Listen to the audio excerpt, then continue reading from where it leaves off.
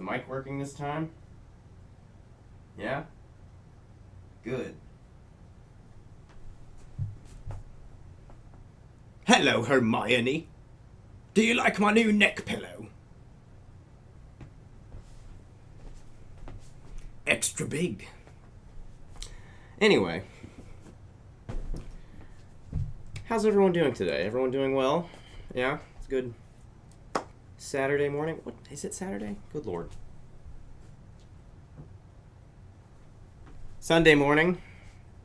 Good morning. Sunday morning. I hope everyone's doing well. Today I'm here to do an early stream to, again, get it out of the way. And the microphone's working this time so I don't sound like an idiot. Oh, gotta love when you don't sound like an idiot. That might still be happening anyway. Anyway, Chris Chan Part 2. Today we're here to look at the comprehensive Chris Chan documentary by Gino Samuel, because that worked out pretty good.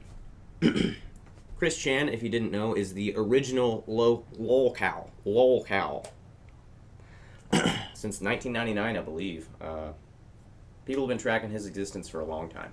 We watched the first part a couple days ago. I was going to do a stream yesterday, but then things didn't really work out.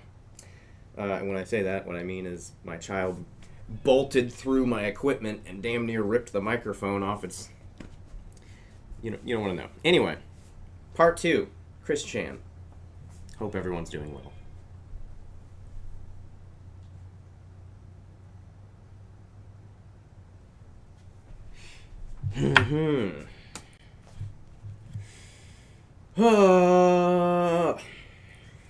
The Chris Chan documentary gets pretty rough. So, just prepare yourself if you've never heard of Chris Chan or don't know about Chris, because it's not good. Let me just fix myself. Ooh. That should be good. Okay. Here's part 2 of the Chris Chan documentary. And I checked monetization and everything. I didn't have any copyright issues playing the intro sequence, so we're going to do it again. I think we're good. That's why I decided I was going to keep this going. What made him this way? Just let me know if there's any audio problems, y'all. What is the attraction? What keeps us fascinated? This is the story of Chris Chan.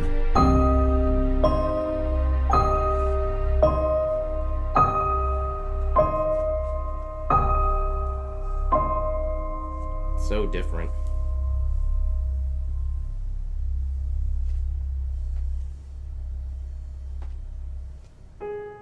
In the year 2000, the Chandlers came back to their family home in Ruckersville, and in August, at the behest of his parents, Christian began attending Piedmont, Virginia Community College, where the highest level degree students could attain was an associate degree. Yeah, so if you're coming back to us, we just got through part 1 where he graduated high school with his gal pals. That was basically it. It really wasn't too much that happened there. There was some stuff about his childhood, getting a $1,500 shopping spree at the local mall and being called Christian on accident, and he ran with it. Absolutely loved that. I don't know why, but that's the thing about Chris. He'll just latch onto something and never let it go. Perhaps spellbound by illusions of grandeur, Chris chose to study marketing, but Bob quickly transferred him to a computer-aided drafting and design degree, in the hopes that it would be a better fit for his challenged son and his future. Wow, I didn't know that. According to the PVCC handbook of the time, this was a 2-year degree, worth 15 credits. In addition, he took English classes and even a tennis class. Tennis.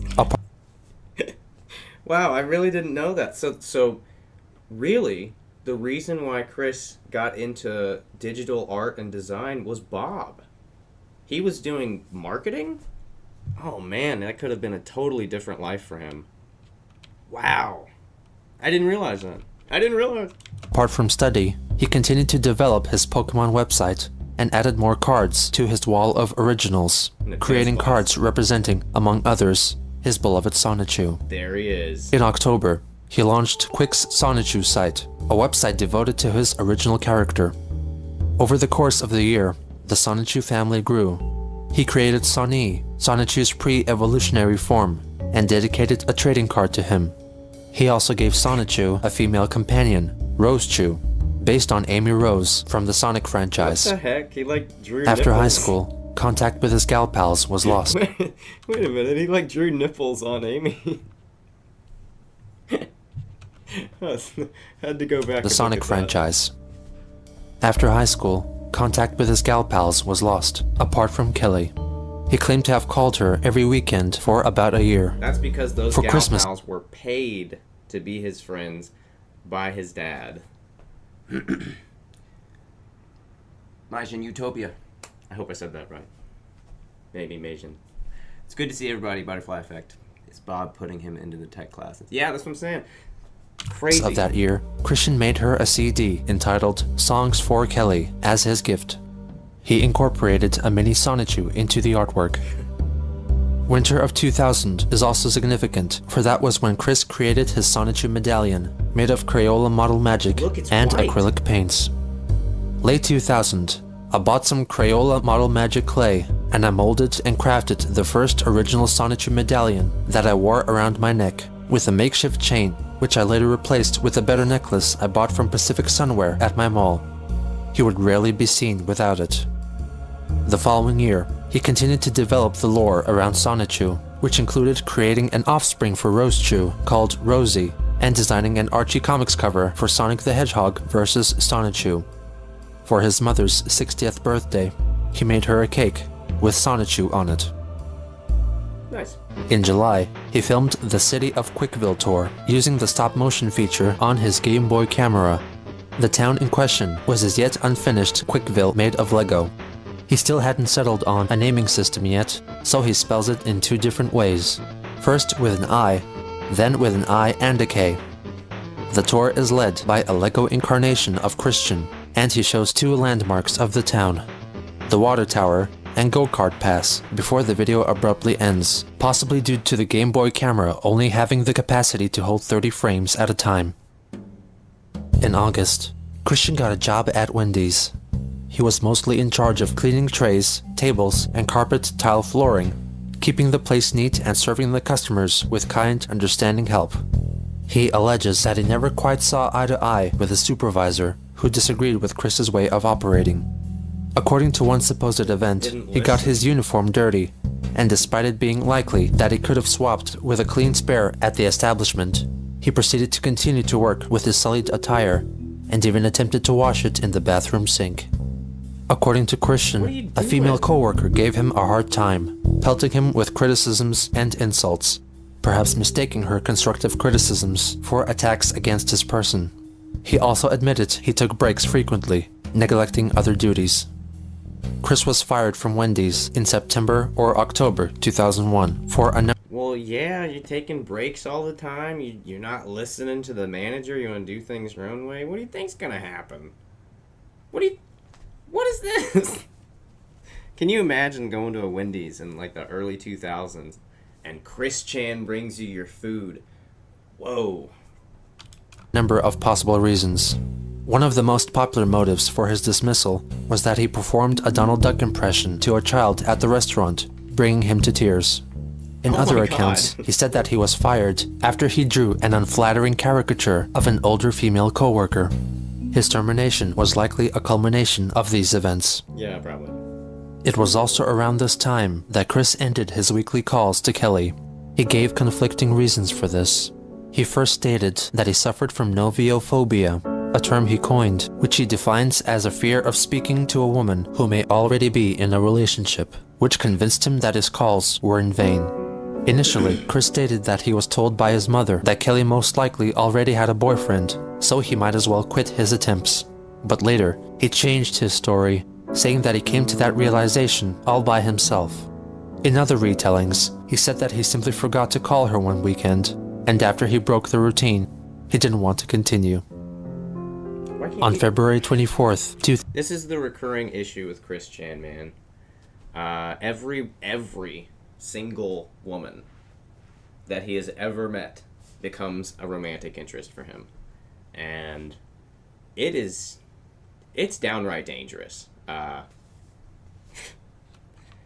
Why can't you just be your friend? 2003, Christian spent a tearful He's trying to be your 21st friend. birthday. For some reason, he was kicked out of English class by his male and possibly gay professor. Like many historical accounts of his life, he keeps changing the story. First, he said that the class was reading the book Wednesday's Child, which featured an autistic girl. He recounted that he told the professor that he was autistic as well, which resulted in a misunderstanding and Chris being forced to leave the class. Alternatively, he admitted to causing a disruption in class, writing in a report, exclamations you'd likely hear from a black person in church, which prompted his dismissal from the classroom. This ejection further increased his hate for men and gay men in general, Yeah. and further convinced him of launching a pursuit to find true love. Yeah, okay, so I've already watched all 86 parts of the Chris Chan documentary here. So we're reviewing at this point, if you weren't aware. So it's really interesting to go back and watch some of these earlier episodes and hear some of these smaller details, like that Bob sent him to college to do the art, or that the first altercation with a teacher that he had in college was with a possibly gay teacher. Because later on, he goes on to really just lay out the hate speech pretty hard. Despite her current appearance and orientation, there's a lot of anti-gay rhetoric in early Chris. So let's just be prepared for that. A lot of, I'm not gay! I will never be gay! In order to meet whom he called a boyfriend-free girl, he launched his love quest. However, finding that one special person in his life wasn't going to be easy.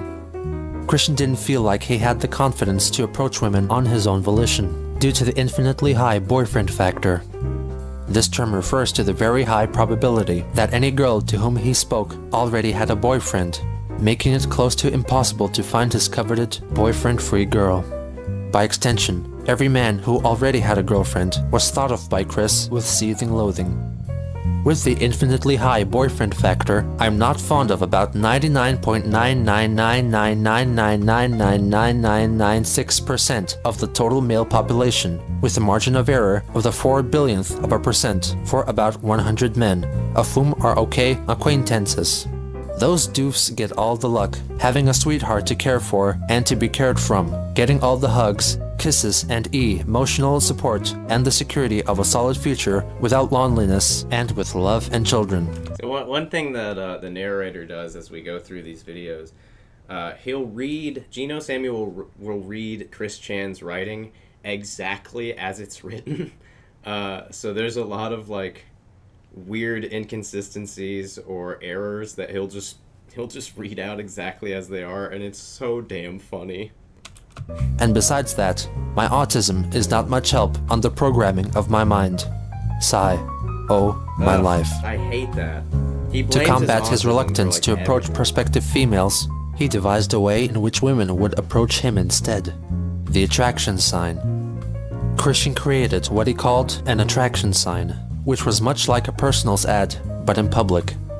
21 and single white male, shy, smart, young at heart, computer skilled, humorous, a great thinker and go-getter, natural salesperson, enjoys good parts of life, diplomatic, friendly, loves his family, peaceful, very creative, he's lonely, Where's the detail? seeking a cute 18 to 21 single female companion, 18 to 21 years of age, does not already have a boyfriend, single, average to slender weight, body type, white, lives in Charlottesville or Ruckersville area, does not smoke or drink alcohol, happy, positive personality, average high income, drives a vehicle.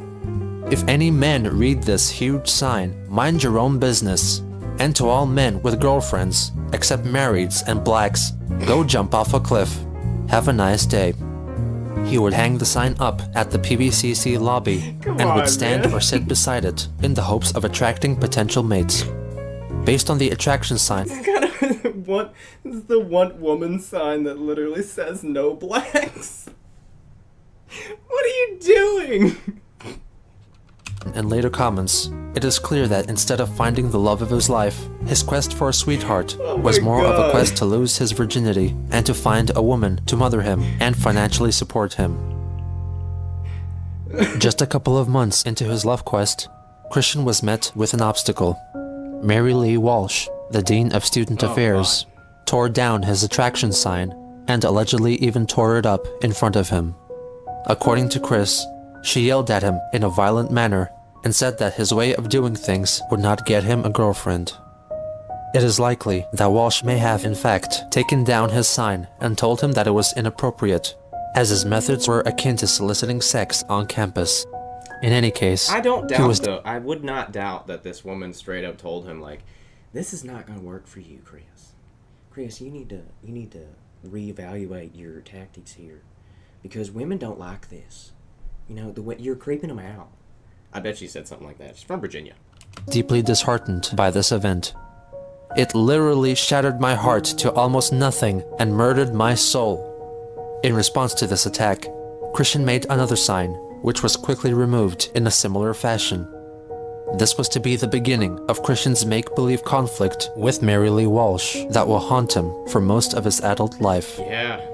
As an act of catharsis, Christian wrote a poem called Saddest Heart in the World, in which he refers to Walsh in the most unkind of light. Lonesome and sad, the mastermind is very bad. In efforts of getting a boyfriend-free gal, that female dog took my only idea for a fall. Heartbroken, sad and very lonely, I may never remove my virginity.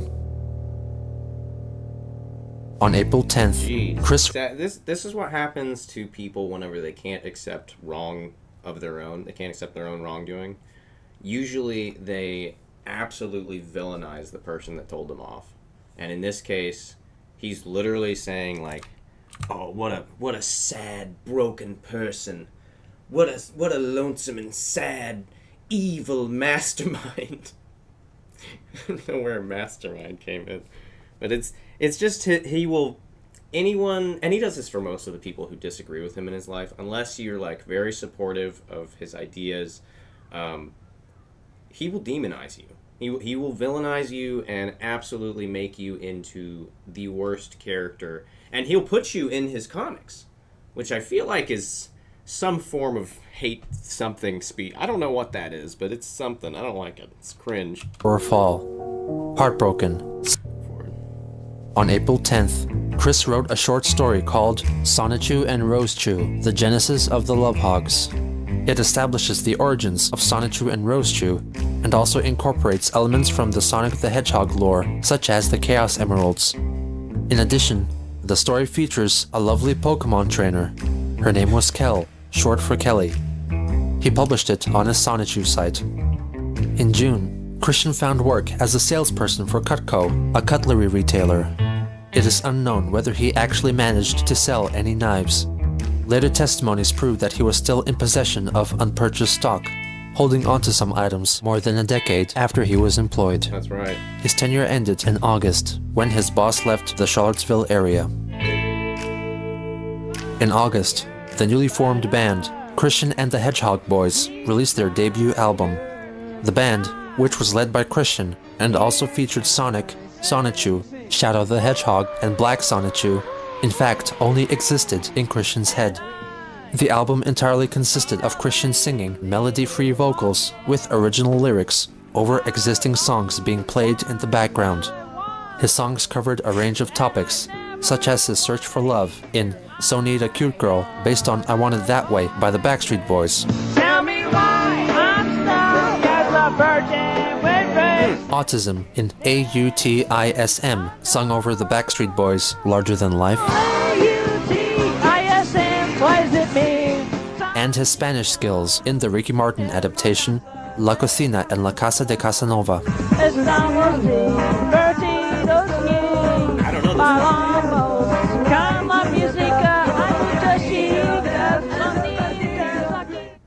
Later that year, Chris wrote another... I was never a big fan of Ricky Martin growing up. Sorry. I wanted to mention, man, one thing that really bothers me about Chris is his absolute just lack of care whenever it comes to copyright infringement. Because nowadays, he will go off on people for trying to use the Sonichu characters or talking about them in some way. He literally considers them like real people with actual rights, and it's a bit weird. But what bothers me about it is that he has absolutely no care in the world about like stealing other people's ideas. Like Sonic was created by someone. Sonic was created by someone originally, and Chris just thinks like, oh, a company made that. What? So that one kind of bugs me. Poem Sonichu's Ode to Rosechu, an attempt at depicting the romantic ties binding Sonichu and Rosechu. O Rosechu, you are as beautiful as a rose, though a zapbud is the flower that heals your woes. He once again reinstates his idealized views on relationships between men and women. If I evolve into your knight, I will protect you with my lance. Speed makes no difference, though you are slower than I. You dance in the field with such grace and style. Sigh. The poem closes with possibly the first utterance of a variant of Christian's commonly used term, sweetheart. Rosie, as often as birds tweet, will you be my lovely heart sweet? Freudian. In October of 2003, Christian reunited with his childhood friend, Sarah, for her birthday. For the special occasion, he made her a present, a hand-drawn comic book detailing the complete history of their life together, entitled Chris plus Sarah's Life Shares. It is from this work of literature that the majority of their interactions with each other has come to be known, including Sarah's supposed childhood bullying, which then 21-year-old Chris completely neglects. Like most of his creative attempts, it is self-centered, bragging about his accomplishments concerning Sonichu. He also talks about her personal life, including her relationship with her boyfriend. As of sometime before July 2000, Sarah has been living with her boyfriend, Wes Isley, a magician who does parties. He closes the book with hope for the future. A special note from Christian to Sarah: I hope that we can hang together sometime, but for now and forever, we will always be good friends. To return the sentiment, Sarah decided to spend Christmas with the Chandlers. Does anyone in the chat know anyone who does children's parties and is a magician? Because I don't. I don't think I know anybody who does. That's such a random thing. And it just so happens that Chris knows someone who is a magician and does children's parties. That's so weird. That is so weird to me. Which delighted Chris. Nintendo. On November 22nd, 2003, Christian filmed a documentary of his activities in the game Animal Crossing on... This is kind of an unknown fact, but this one of Chris's weird antics of just being a nerd and filming himself playing video games, I think he was the original Let's Player. This video right here was filmed in the early 2000s. I think it was the very first Let's Play that was ever done. So just keep that in mind. The Nintendo GameCube, which he then sent to Nintendo for consideration. Chris narrates this hour-long tour of two of his self-made towns, Quickville and Quick City. Damn, man. Since the documentary features a video game player narrating his activities while playing a game, this possibly makes Chris the first ever Let's Player in the modern understanding of the word. Hello, Nintendo. Welcome to my Animal Crossing for Nintendo GameCube. I am your host. My name is Christian Weston Chandler. I live in Ruckersville, Virginia. And I is 21 years old. And I play because I'm young at heart. So anyway, we're going to take a tour of my city. Like everything he produces, Man. it includes Sonichu. So anyway, if only he had just stuck with this. If only he had just kept doing out this, is my character, Sonichu. He's wearing the clothes with the character on it. Like I said, you might remember his face. And there's his actual face. You remember the rest of his body, you see the whole picture. Chris performs a spontaneous rendition of Yellow is a Mellow Color off the Sonic and the Hedgehog Boys album. Yellow is a mellow color. Yes, it is a mellow color. Sonichu zaps the lightning. And mellow color. Yeah. He also treats the audience with a performance of So Need a Cute Girl. Tell me why I'm stuck as a virgin with rage. Tell me why I so need a cute girl my age. Tell me why I ain't never wanna hear you say I have a boyfriend. And that was inspired by a real thing. He previews the in-game diary that he keeps. As for a monthly journal entry here in November, yeah, I tried to get a girlfriend because I don't have a girlfriend. But I have made up a poem. Let you guys read it. Alright, scroll down a little bit as we go along. It's a very good poem because I am an artist as well as a poet. I'll make a rhyme every time. He proceeds to give a tour of his bedroom. This is my bedroom. It's a lot of fun, isn't it? Because I like to make things fun since you know I'm young at heart. As he unwittingly transfers his hoarding habits into a virtual environment, his bedroom in Animal Crossing closely replicates his real-life counterpart. Chris goes outside and comes across several characters who all seem to run back indoors at the very sight of him. Around here, I want to show you my favorite character that I kind of got to know it from the start. Oop, she just went in. There's Anna Cootie. She just went in. And there's Elmer. He just went in. He then travels to his house on Quickville Island to reveal that he mostly uses the property for extra storage. I use mine as storage for the extra items I don't have room for at home. Yeah, I got a bunch.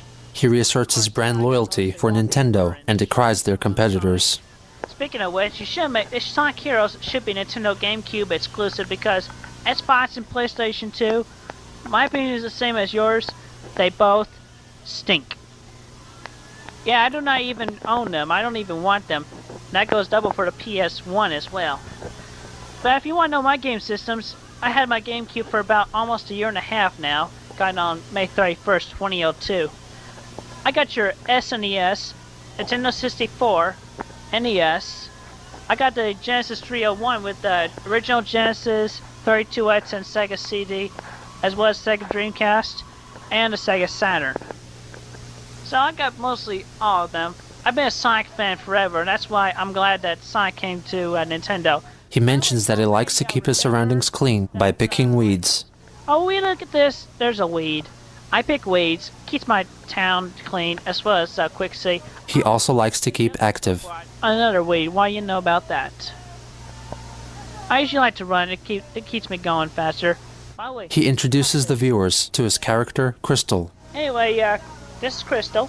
She's wearing the Rose Chew look. There's a zap button on the door. I got Sonichu's Rose Chew's mug right here. Near the end, Chris proclaims that he is high-functioning autistic. And to answer the all-important question, what is the meaning of HFA with the two red eyes? I will tell you. Why make that? Got that? That means high functionally autism because that's what I am. I'm functionally autistic.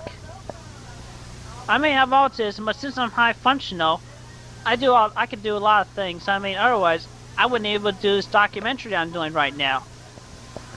Right. Okay. Why make a sign? Why put it on a tree? What? That was really interesting. I know I feel like I didn't have much to say during that, but I think it's really interesting to watch him play, especially Animal Crossing here, because of just how into it he gets. You know, later on, Chris Chan will start talking about the dimensional merge and how he actually believes that his characters, Sonichu, Rosechu, are real, that they exist in another dimension, and that he can talk to them and converse with them and do all these things, and that he is actually a goddess and all this stuff. But my point is that he really believes, I think he really believes that his life in the game is just as important as his real life. You know what I mean? It's like, I always wonder about people who make these massive Lego sets and Minecraft worlds, and I'm always just like, how can you do that?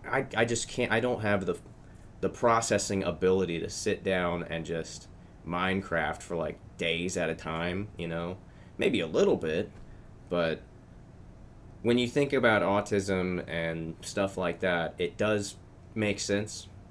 But I don't know. I just wanted to talk about that for a second. I think it's really interesting how much he talks about small details like weeding and liking running in the game. Like, of course you like to run in the game. It makes the game move faster. Like, but it's not the reasoning for him. You know, he doesn't have the same reasoning of running.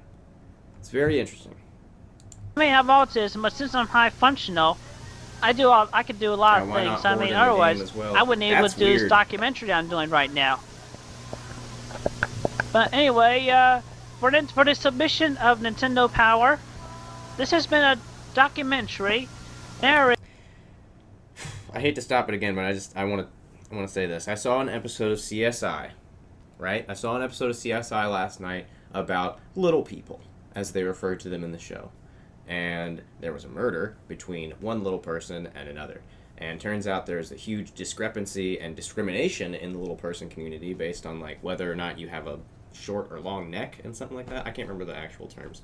But in the end, they charged one of the little people with murder, and they basically talked about how it was a hate crime because he hated himself. He hated how he looked, how he perceived himself to the world, and how he perceived the world perceived him. But I think that's what's going on with Chris. I think he hates himself, and he like refuses to look at himself inwardly. He just wants to hate versions of himself in the world, like males. It's kind of painful. By Christian Weston Chandler. Thank you very much, and I hope that you will consider this for a publication. Bye now. Christian started 2004 with a New Year's resolution to find a girlfriend. On January 3rd, he drew a Sonichu comic strip, which also featured Rosechu and Black Sonichu. This was the first time he included his characters in an illustrated storytelling setting. On the 6th, he went to get an eye exam. The optometrist in question happened to be Dr. David Chandler, Chris's brother from Bob's first marriage, who informed him for the first time that he had an 8-year-old niece named Savannah. On January 18th, he wrote Hard Love Quest, a poem concerning his difficulties in finding a boyfriend-free girl. Without girlfriend love, he feels an older age, as he is still stuck as a virgin with rage. He searched low and high to the end. The only delay is the fear of being already beaten by a boyfriend. On January 31st, Christian wrote in his diary, "Well, it's the end of another month, and I still don't have a girlfriend. Maybe my latest idea, the Sonichu's News Dash newsletter, will make the ladies take notice of me." The newsletter in question was an outlet for Christian's creative ideas concerning Sonichu and his poetry. Issue 1 featured a couple of skits starring Sonichu, the poem Saddest Heart in the World, and a personal ad for himself, which was not unlike his attraction sign. Christian is a very shy and very thoughtful person and will only accept person-to-person encounters. When getting his attention, approach and say hi to him. Do not flirt from a distance. He will not be able to notice. To find Christian, he'll be wearing the Sonichu medallion. Of course. In addition to posting a digital copy onto his website, he distributed printed copies of the newsletter around PVCC campus as an alternative to his attraction sign. This must have caught the attention of Mary Lee Walsh, who issued a cease and desist order.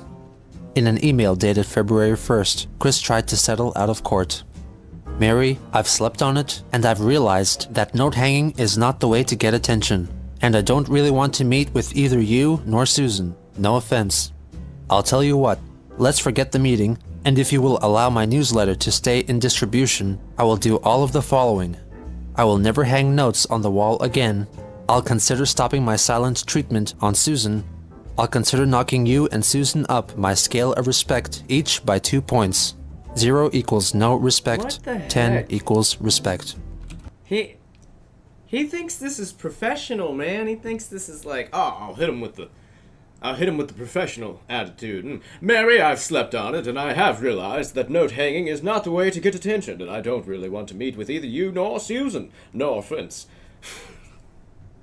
I'll tell you what, let's forget the meeting. Let's forget the meeting.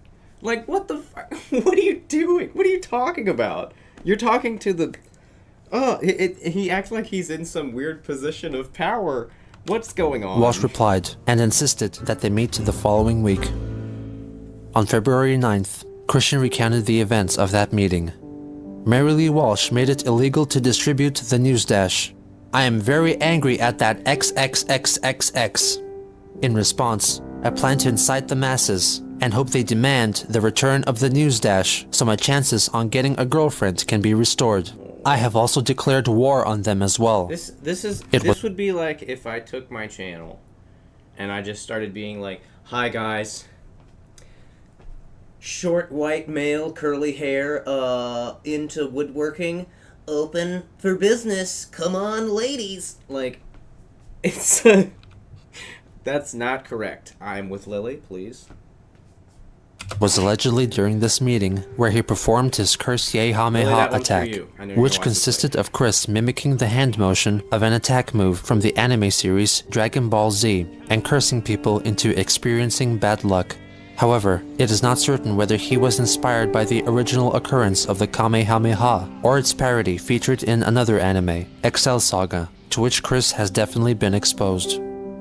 In March, Chris claimed that the kerfuffle concerning Walsh got his parents upset too. That XXXXX Mary Lee Walsh got on my and my parents' nerves. All I'd been doing was trying to get a girlfriend. Is that too much to ask? I am very devastated due to my shattered heart that XXXXX caused unto me. My life sucks. Completely disregarding her demands, he published issue 3 of Sonichu's News Dash with That was not as funny as I thought it was. I'm sorry, guys. It's just the zoom in on my life sucks. most of the content themes remaining unaltered. However, his requirements for a boyfriend-free girl were tweaked a little bit. He was now looking for 18 to 22-year-olds, since he had just turned 22 himself. What's up with them getting all these pictures of him blowing the candles out and he's just mid-blow like... There's another one earlier. In May of 2004, Nintendo Power magazine published an article highlighting Christian's Animal Crossing video, referring to Chris only as Sonichu. Simply amazing. There's no other way to describe what we've received from Sonichu of Quickville, a full video documentary that walked us through his daily life. His opulent manor contained every manner of furniture. That's crazy. Quickville's landscape was filled to the bursting point with all the animals who'd moved to his well-tended town. And Sonichu has customized everything about his town. Even many villagers have followed his bold trends, wearing the patterns he has created. This apparently got the attention of PVCC's newspaper, The Forum, which featured Christian and Sonichu in an exclusive report. Look at this. So his Let's Play that he did, his random Let's Play, actually got picked up by Nintendo Magazine.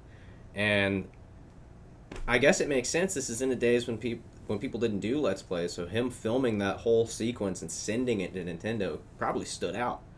So they're looking at him like, oh yeah, we can use this as marketing. We can use this as marketing for Animal Crossing and be like, look how much fun this kid had. Not knowing that he's, Christian. Oh, if only they knew. If only they knew. PVCC student Christian Chandler has dedicated many hours to his pastime. He is the creator of Sonichu, the electric hedgehog Pokemon. Like Sonic, Sonichu can run at high speeds. During Supersonic's battle against the perfect Chaos Monster, Sonic Adventure DX for GameCube, Supersonic was spat out by the monster and collided with a bystanding Pikachu, Chandler explained. According to this story, the power from the Chaos Emeralds transformed Pikachu into Sonichu. Chandler and the world he created for Sonichu were featured in the May 2004 issue of Nintendo Power. The place is called Quickville. The Quick prefix are his initials, Christian Weston Chandler. Nintendo Power was apparently impressed with Chandler's work. During all this rigmarole, he continued to publish his news dash. but he updated his personal contact information to include a link to his Match.com profile, which he created to aid in his love quest. It was also around this time that he opened a MySpace account. I enjoy drawing lists around this time that he opened a MySpace account. What? What is that from something? Am I dumb here? Is that from Sonic? Zap to the extreme. I'm sorry. I don't know about that. That's just I enjoy drawing, listening to music, playing video games, and TCG. I also like anime, Legos, and I love my parents. I also enjoy web design. He proceeds to list all the gaming consoles in his possession, finishing with the Pokemon catchphrase, "Gotta catch 'em all." Interestingly, he listed his occupation as student/cartoonist. He explores his most desperate desires in his blurb.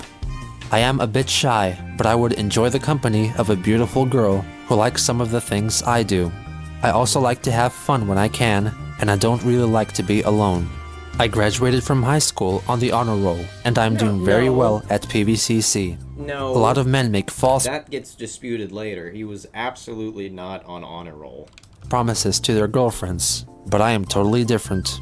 When it comes to what I can offer, I can seriously promise care, respect, empathy, and love. I think that most girls deserve the world, and I would do my best to give it to them. In May 2004, he attended the Anime Mid-Atlantic Convention for the first time, where he met notable voice actress Monica Rial. She also sings opera very nicely, and she is a very nice, fun, and sweet person to hang around with. She sure made my day a sweet one. In Sonichu's News Dash Issue 5, he introduces 3 new Sonichu characters.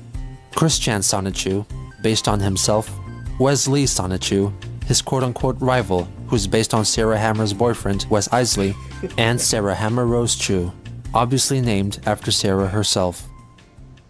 In June, to celebrate the 24-year wedding anniversary of his parents, Chris made them a present, a dramatic retelling of the family's life via Animal Crossing. Through this videographic endeavor, he delves deep into the family's history. Hi, Mom and Dad. How are you doing? This is my little present for y'all.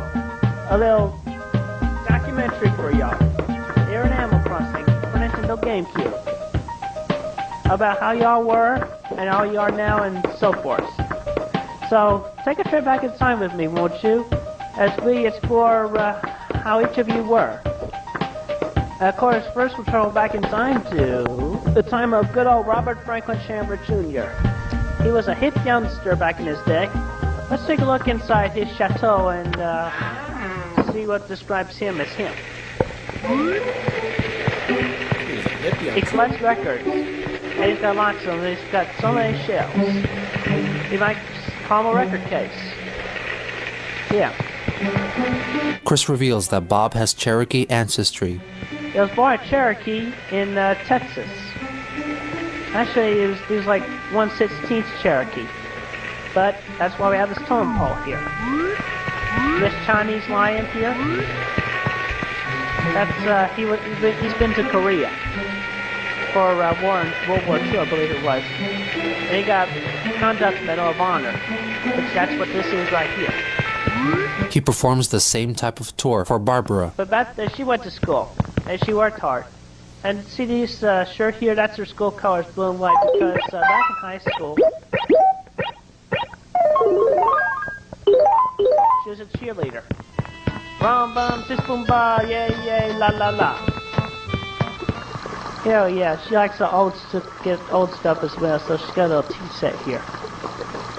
And we got a kitchen, fridge, and a stove. Here's a little fan to keep cool with. Keep food in this little pantry. And she keeps her brooms and mops in the old closet here. Although somebody brought up the mop, somebody wanted to clean up. You put your garbage in the garbage can. And this is the sad part. In some places now, in very few houses nowadays, but what happened in the old days, the bathroom was in the same room as the kitchen. But luckily, we always remember to wash our hands with soap and water. Yeah. Anyway, that's just in the days of old. Nowadays, she does have I tell you what's sad, man. I'll tell you what's sad. recounting Barb as someone who cleans and is organized and detailed and so later on the house gets really hoarded. Barb is kind of part of that, but it's just weird to me that they would represent Barb as like someone who cleans and is tidy, because she's not. Like, none of them really are. Chris explains how his parents first met. They met over at May's pub, see. Yeah. Mom was just sitting down with her friend. She was watching Bobby sing up here. And well, she really liked his singing, so as father put it, she went up to him and then as he passed by, changed the thermostat. Yeah. Anyway, she chased him down the hallway and cornered him. And then after that, they just talked things out, and they got to know each other, found common things. Bob, do you take this woman to be your lovely wed wife, to love and hold and cherish and to honor? I do. And do you, Barbara, take this man to be your lawfully wedded husband, to love and cherish and to honor forever? I do. I now pronounce you man and wife. You may kiss the bride. Whoopee! After reenacting their wedding, Christian introduces himself into the picture. I just realized that the me character, the little Animal Crossing character, has the red and blue striped shirt on his head, and like, that's that is so iconic love, to then Chris. comes marriage, then they come along with their baby carriage, and that's where I came in. Born in February 1982 was me. He gives himself a tour of his own room. So anyway, this is my bedroom. And then returns to Bob's room. As a little retribution for how things were, we're going to play a little number on the jukebox here. But since we don't have side-by-side on recording, we're going to play Sitting Under the Apple Tree.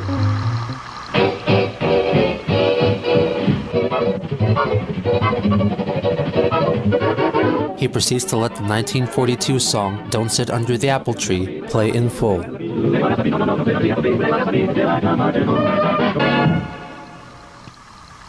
there you have it, nice little blast from the past. They're not that And now old. for my mom and dad, a little something special for this video. This is my way of saying happy anniversary to y'all. Coming up next.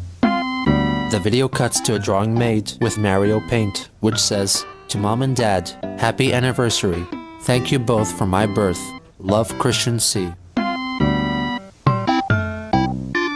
I keep hearing noises over here. I think there's like a cat keeps jumping on the air conditioner. Man, they're not that old. He's putting on Don't Sit Under the Apple Tree from 1942. Happy wedding anniversary, you guys. Did you know that you guys are old as fuck? Here's the song to remind you. Chris began going to the Charlottesville Fashion Square, attraction sign in hand, to seek out fellow mates. Evidently, his current practice did not yield promising results, as in a diary entry dated August 1st, he announced, "Well, it's another month. Still no girlfriend. But I have a new idea that I'm sure will reel in a girlfriend on a fateful red string." Oh no, no. Second part of the love quest here. Well, I guess it's really the first physical portion. Because up to now, he was just putting up notes and signs. You know, he was just like trying to direct people towards him. And now he's gonna go and literally physically interact with random women here. So get ready. The idea concerning red string consisted of Christian tying a red string to a paper heart on which "Pick me up and bring me to my owner" was written. The significance of using a red string was most likely a reference to its appearance in the anime Excel Saga, and is a well-known symbol in many Asian cultures. Christian would throw the heart at prospective partners and hope that they would pick up the heart and follow the red string leading back to him. It cannot be determined how successful this strategy could have been, because just 4 days after he employed the red string of fate, a mall security guard, which Chris referred to as a jerk-op, put an end to it. In August, Chris shifted focus away from Pokemon and centered his attention on Yu-Gi-Oh!, a similarly themed card game. He began making his own custom cards and attended his first Yu-Gi-Oh! Tournament at the Game Place, where he met Megan Schroeder. Over the months of getting to know Megan, I grew fond of her. Okay. So Although that's at that time, and up to now, she wasn't interested in a lovely relationship. I've bided to her wishes and requests. My God, she looks so uncomfortable. That has got to be one of the creepiest images.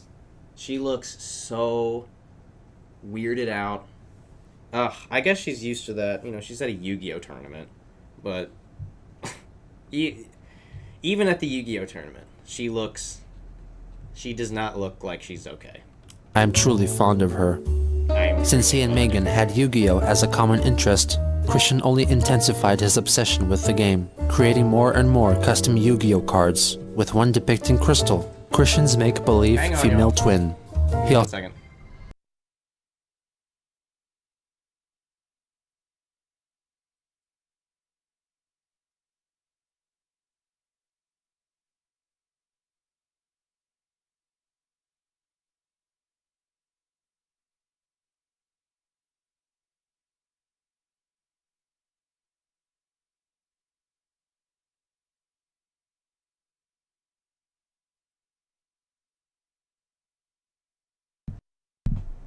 Alright, sorry about that.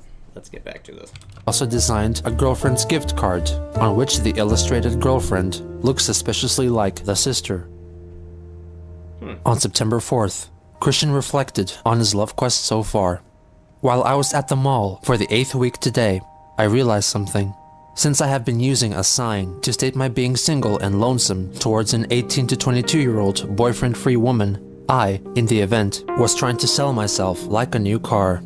2 days later, Chris's love quest was interrupted by a jerk cop. I told that jerk cop off when I pulled some of my fun cards and told my lonesome virgin story, intimidated him, and shouted no into his face. In short, today was my Independence Day, but I am still alone. On September 11th, his search for love took a turn for the worst. I was not bothering anyone at the mall today while I was trying to sell myself when I got arrested for trying. I fortunately did not go to jail, but I have been stripped of my right to go to the mall by myself. I would be required to bring my mom or dad with me. My independence and my soul were practically murdered. Chris's run of misfortune climaxed when only 5 days later, the school board of PVCC suspended him for 1 year. My dad is bloodthirsty for revenge as well. He's going to write to US President George W. Bush Jr. and Laura Bush to help me get allowed back to PVCC. I'm sure that'll... We all cursed to death upon that XXXXX Mary Lee Walsh. Make sure to include that. In conjunction with his suspension, he was required to take anger management classes, get a psychological evaluation, and receive social skills counseling. Yeah. 10 days after... Trying to sell myself, I was accosted. Like, you know, that's literally prostitution. I know he's not asking for money, but the way he's describing it, like, here's what most likely happened. He's at the mall. He has his little cards. He has his string, his heart string. He's probably literally assaulting people with that heart string, just chucking it at them. He's probably just bothering everyone with his cards and being like, "Hi guys, you want to be part of my love quest? Look at my characters." And that's why they're like, "Can you stop? Can you stop doing that? You're bothering people." And what does he respond with? He says, "I intimidated that security guard." Got him. Got him today. Like, I shouted no in his face. Like, Chris, why can't you recognize that there's a reason behind this? This man's coming up to you to get you to stop because the people you're talking to don't like it. It's so annoying. After the event, he lamented over his inability to go to PVCC or the mall, and confessed that he would be asking for a girlfriend this Christmas. That's the other thing. Like, it's not high school. This isn't high school anymore. You're talking about a college. This is a private ran institution. They do not have to accept your admittance. They don't have to admit you at all For any reason, they can just be like, nope, get out. Despite his bans from the college and the fashion square, he decided to continue with his search for a boyfriend-free girl, but relocated to the University of Virginia's campus to do so. However, this move wasn't for long, as Christian was allowed back to the fashion square in November. Regardless, he went back to UVA for a different kind of engagement, in the form of a mandatory psychiatric evaluation. There are more of such documented examinations in existence, but this is the only one so far which has been made public. Mr. Chandler says that since finishing high school and starting at PVCC in the year 2000, he has had an increasing interest in a female companion. His attempts at this ultimately led to his suspension from college. His attempt took the form of a sign, which he placed next to himself while sitting in the lobby at Piedmont. This sign was a list of qualifications that a potential girlfriend would have. He said that he has been very frustrated by his inability to find a girlfriend, and he suffers from noviophobia. This refers to his frustration that females often tell him that they already have a boyfriend. While he does have physical attraction towards females, his primary frustration is with his lack of companionship. The report mentions his medical record and earlier evaluations. He has already undergone psychological evaluation by Robin Hawks at the Center of Learning Potential. The recommendation concerning Mr. Chandler's emotional status is that he seek psychiatric and psychological treatment.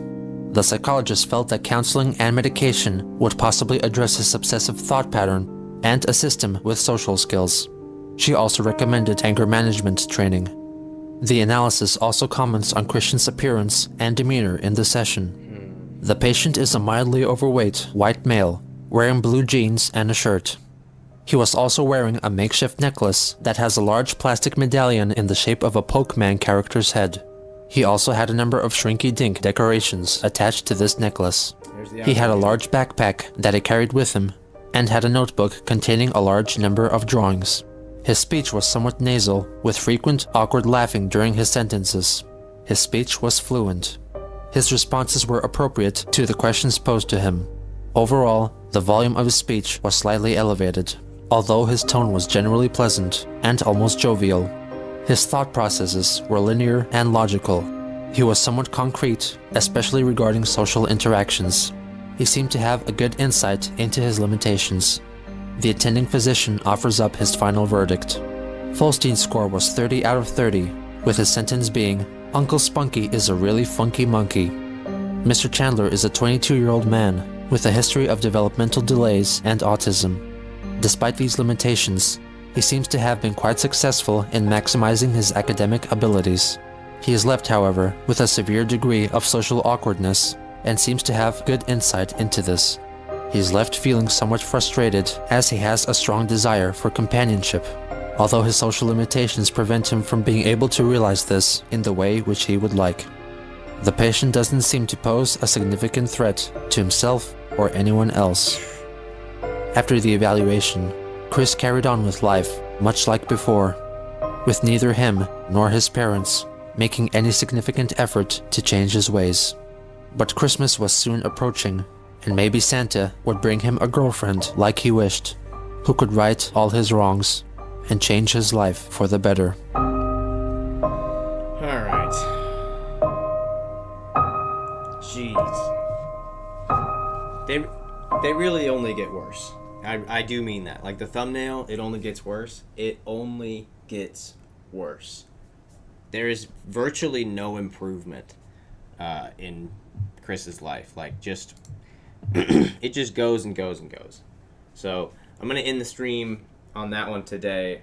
We'll do part 3 later, maybe tomorrow or the next day whenever I get some more time, and we'll continue this because this has been very, very fun. It's been pretty interesting too, looking back on this. One of the reasons why I wanted to take a look at Chris Chan is because of my children. I have 2 children. One of them has been in the background of this video the whole time, and you didn't even hear or see her because she's been sleeping in a little swing back there.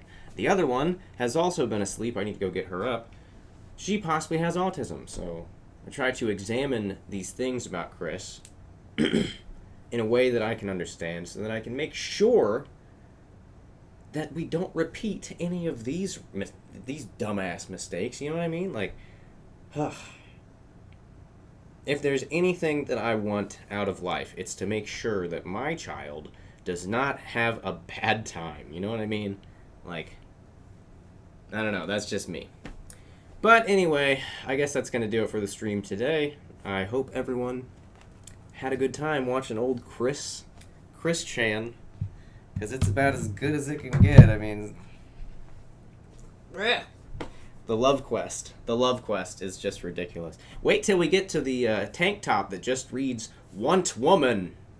I love that. That's possibly the most iconic Chris Chan thing I've ever seen. Possibly more than the medallion, I think. Just "Want Woman." I love that. But anyway, thanks for being here, everyone. I'm going to go ahead and turn this off. Yeah. That's all I really have to say. I got to get going. I got to get some breakfast for the gang. And, yeah. Once again, if you would like to like and subscribe, that would help my channel tremendously. I will be coming back to this, so keep that in mind. That said, this video is put out for entertainment purposes only. Please don't send any hateful or disparaging remarks to myself or Chris Chan here. So, yeah, that's that. Thanks again for watching. I'll see you guys in the next one. Goodbye. Sorry, it took me a minute to find the button.